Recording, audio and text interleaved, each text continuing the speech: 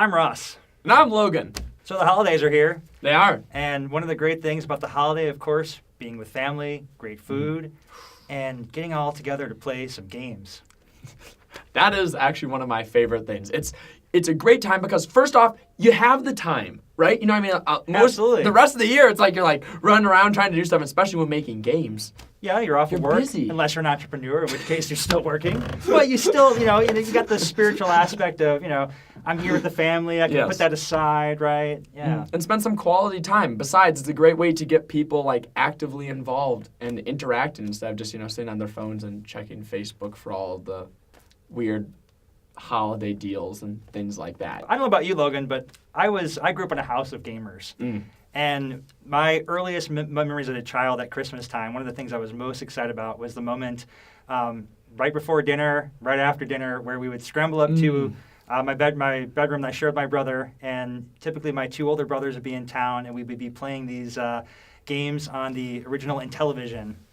And doing some triple shot on the Intellivision, shooting down balloons at each other, or sometimes I'd have these memories watching my older brother or even my dad play the early Dungeons and Dragons game, where you would go through and your whole objective was to get through these 3 checkpoints, slay the dragons, and put together this crown. It brought us together as a family, and it also struck my heart as something that this is something cool. It's like this is sort of our escape from the regular world. Yeah. It's something that we're participating in together, and it's something that developed these really fond, strong, nostalgic memories of kind of carried on today, and it's why I'm in love with these type of games, and it's why I make games. A lot of people say video games are not a social experience. I think it's the complete opposite. Some of my fondest memories are after Christmas morning. I always wanted a Lego Star Wars game. I love all the Lego games, especially Lego Star Wars. And my brother and I would just run downstairs, right, and then just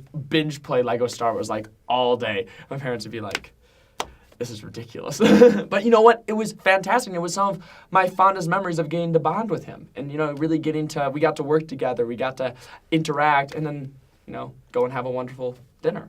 I have a holiday I remember where it was the very first time I had stayed up all night.